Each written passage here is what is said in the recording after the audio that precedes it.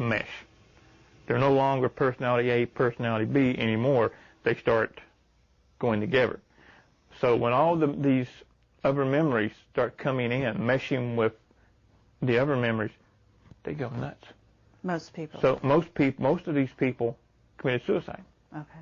Okay? And now the ones who didn't wind up in asylums. Is it possible, Duncan, that they could also have been programmed to commit suicide? Yes. Like a kind of self-destruct when no longer useful? Mm-hmm. Uh-huh. Absolutely. So you kind of have beat the system in a certain sense. Mm-hmm. And you must have had struggles. So what's keeping you going, and what is it that you think allowed you to sort of maintain?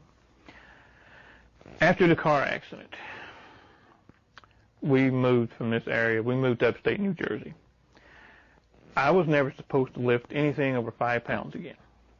I was never supposed to be able to hold my arms above my head. That's how serious the neck injury was. 2 o'clock in the morning, I'm sitting in my apartment in New Jersey, and this little voice comes in. Says, "What the is your problem? What's wrong with you? You wimp, you're going to give up? You're going to fight it all your life. Get up and fight." I started doing push-ups at night. A year later, I'm fine. So you basically brought yourself back from your injuries. The injury's still there. I can go to a neurologist right now, let them do an x-ray, and they'll look at me and say, "You need to be in surgery today." Okay? Huh. But I refuse to go. The pain is still there. I live with pain 24/7. And again, if this hadn't been done to me as a kid, yeah, I'd probably be taking pain pills on a regular basis. But you're not. I take nothing. Mm-hmm. So now I'm curious because you have this tattoo on your arm. It looks actually kind of beautiful.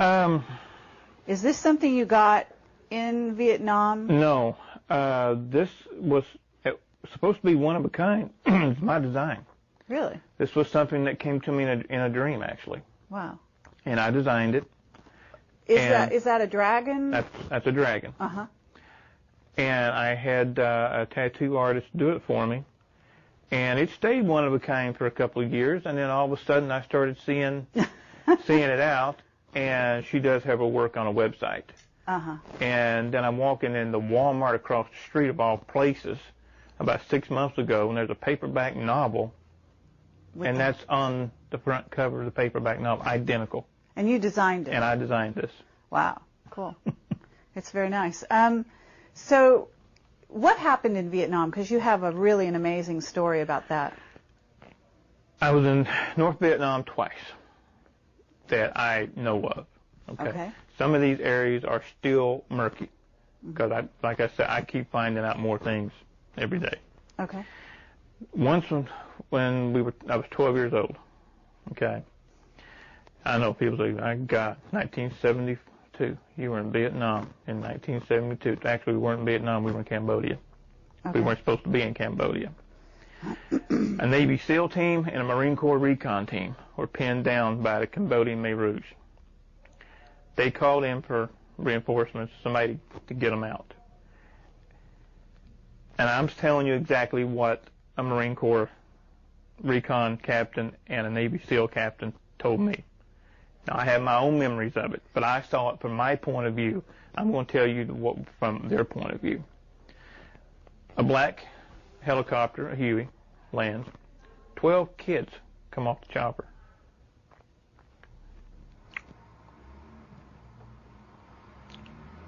Yeah, there still are a couple of things. Take your time. We got all the time in the world, Now, and I can understand. Long story short,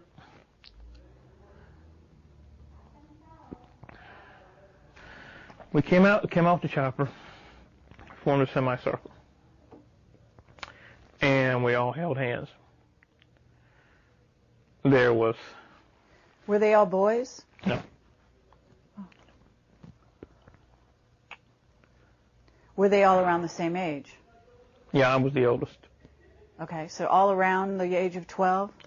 Anywhere between 9 and 12. I was team leader Okay. on that. We held hands, raised our arms, and killed them all.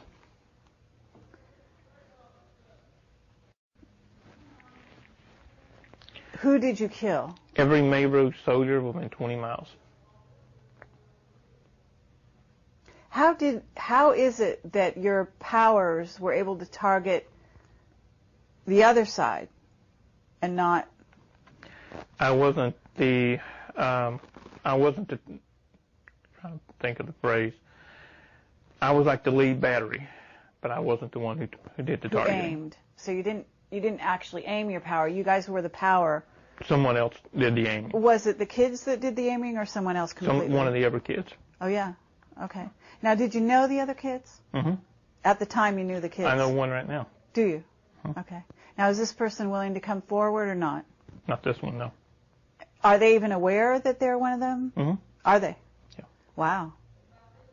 Okay. Well, I mean, we really appreciate that you're sharing this with us, because this is obviously a huge thing, and people never like to talk about the sort of negative side of the powers of the mind, but obviously this is one of the applications, and there's no reason to hide it. It's not that. It's funny. I've done a lot of things that were not of my doing, not of my making. Mm-hmm. Some of them bring out an emotional response. Some don't. Some are kind of like, so what? And some, I have no control. Mm-hmm. And I go through this little emotional, and then I'm okay, and then I'm fine with it. Sure. You know, it's like, I can't cry on command. Believe me, I've tried. Okay. But the way it was explained to me, it makes perfect sense. 12 kids. Imagine 12 batteries. You have one battery, you might get nothing. Add 2, you get a jolt. Add 3, you get a burn. Add 12, mm-hmm. you get electrocuted. Mm-hmm. That's basically what we did. The 12 of us joined up through everything, kind of the semicircle, start from the center, because I was in the center, like this, out. Mm-hmm.